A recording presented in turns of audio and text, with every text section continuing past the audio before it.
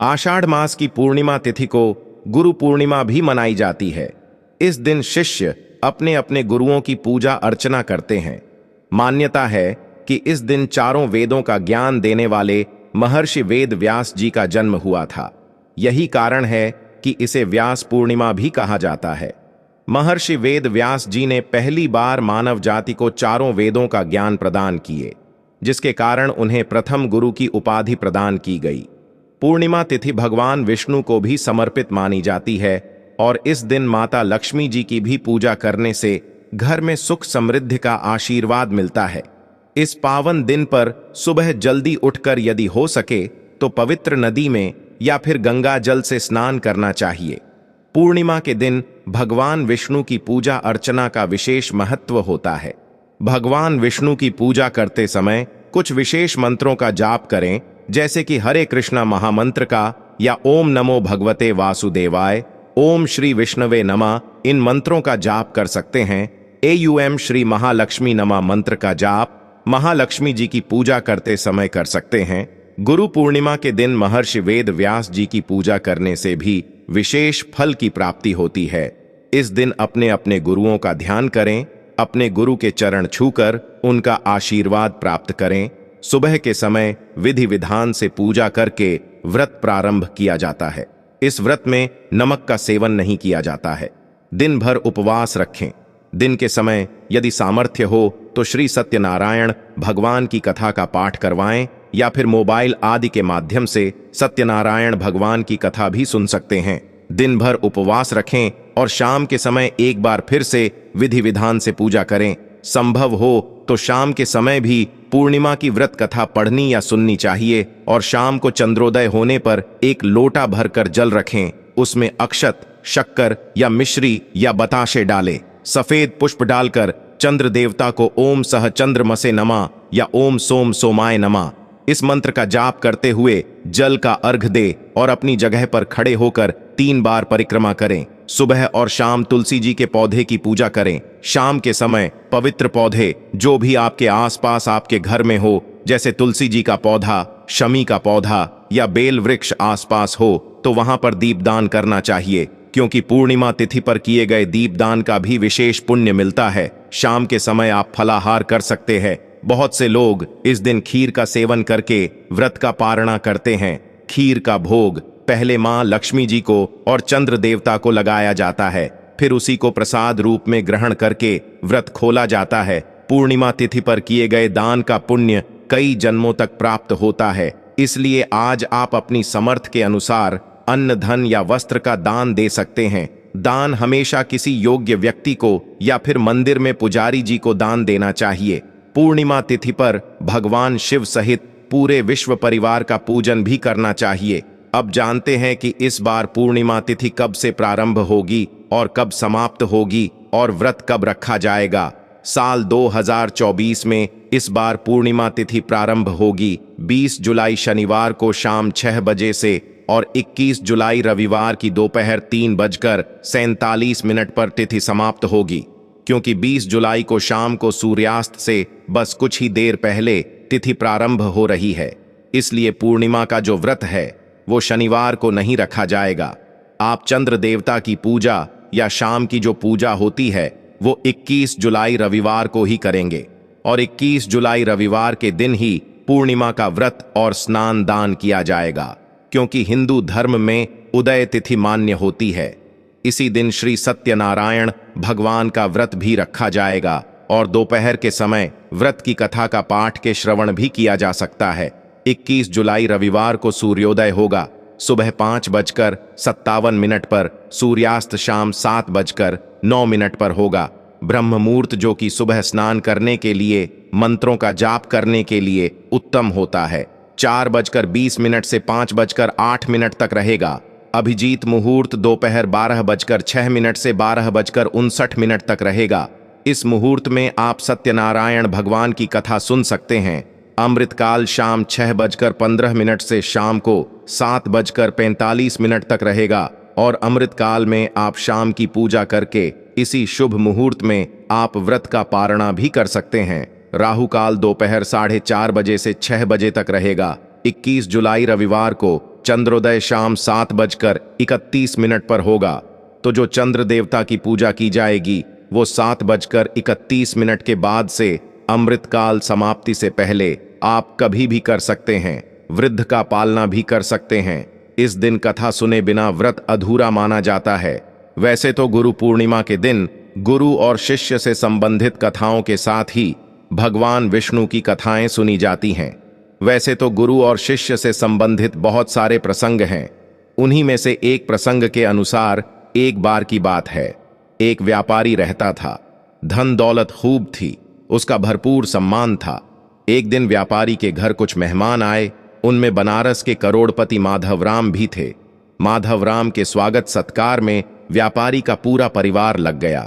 इतना बड़ा सेठ जो आया था, बहुत से लोग उससे मिलने गए। रात को करोड़पति सेठ के सम्मान में संगीत का कार्यक्रम रखा गया और सितार बजाने वाले कृपाशंकर को बुलाया गया। कृपाशंकर देर तक सितार बजाता रहा, लेकिन सेठ चुप बैठे रहे। व्यापारी ने समझा शायद इन्हें सितार सुनना पसंद नहीं। तभी सेठ ने कृपाशंकर से कहा, भैया कब तक सितार के तार ठीक करते रहोगे, अब बजाओ भी। ये शंकर चौंक गए। शंकर बोला, सेठ जी मैं तो बहुत देर से सितार बजा रहा हूं, इसे सितार बजाना कहते हैं। अरे इससे अच्छा तो बनारस का कुत्ता भी सुर में भौंक लेता है। कभी तुमने बनारस के सिद्धनाथ का सितार सुना है? जरा सुनो तो समझ जाओगे। तुम्हें तो अभी सितार ढंग से पकड़ना भी नहीं आता। सेठ जी की बात सुनकर कृपाशंकर चुप रह गया। अब भला इतने बड़े सेठ से कहता भी क्या। उसने निश्चय कर लिया कि इस अपमान का बदला वो जरूर लेगा। जैसे भी बनेगा सिद्धनाथ को नीचा दिखाएगा। दूसरे ही दिन वह बनारस की ओर चल पड़ा। वहां उसने बड़ी मुश्किल से आखिरकार सिद्धनाथ का मकान ढूंढ ही लिया। सिद्धनाथ राजा के दरबारी सितार वादक थे। बड़ी मुश्किल के बाद भेंट हुए। कृपाशंकर बड़ा चालाक था। उसने जाते ही सिद्धनाथ के पैर पकड़ लिए और बोला, आचार्य मैं तो आपसे सितार सीखना चाहता हूं, बड़ी दूर से आया हूं। सिद्धनाथ ने कृपाशंकर को सिर से पैर तक देखा, फिर बोले, मैं तुम्हें शिष्य नहीं बनाऊंगा। इससे उनके कृपाशंकर को क्रोध तो आया, लेकिन चुप रहा। उसने देखा ऐसे तो बात बन नहीं रही। तब वह सिद्धनाथ की पत्नी को खुश करने लगा। सिद्धनाथ की पत्नी को उस पर दया आ गई। किसी तरह उसने भी अपने पति को मना लिया। अब सिद्धनाथ बड़े सज्जन व्यक्ति थे। उन्होंने कृपाशंकर को शिष्य बनाया तो सारा स्नेह उसके ऊपर उड़ेल दिया। धीरे धीरे उसे सितार की सारी गहरी विद्या सिखा दी और कृपाशंकर तो इसी अवसर की तलाश में था। सब कुछ सीखकर वह सिद्धनाथ से एक दिन बोला कि आचार्य अब आप काफी बूढ़े हो गए हैं, अपनी जगह मुझे राज दरबार में रखवा दीजिए।